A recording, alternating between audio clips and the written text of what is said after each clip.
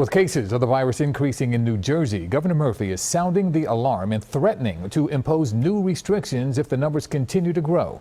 Let's bring in health reporter Stephanie Stahl now with today's sobering report from New Jersey. Stephanie? That's right, Yuki. After weeks of being called a national model in the fight against COVID-19, there's been a turnaround in New Jersey. The transmission rate of the virus is now at its highest level in 3 months.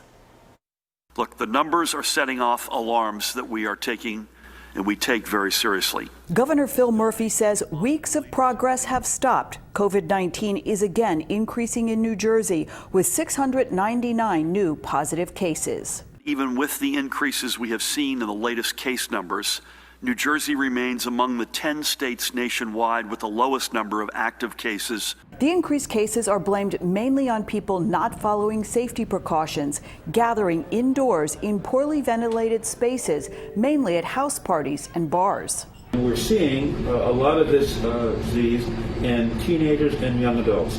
People are going to graduation parties. People are going to going away parties, going back to school, or they're congregating at the shore and other places where they are contracting coronavirus. Dr. Herb Conaway is the Burlington County Director of Health. We're seeing average daily rates going up from about 15 to 35. We will not tolerate these devil-may-care, nonchalant attitudes any longer.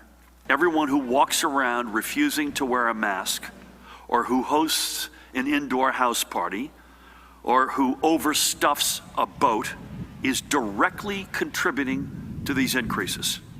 This has to stop, and it has to stop now. If cases continue to increase, Governor Murphy said the state will impose new restrictions and pull back on activities that have been allowed. That would probably entail lowering the threshold for how many people are allowed to gather inside and stronger enforcement. I think if we take any steps, we're not going to wait a whole lot longer. I can't give you an exact date.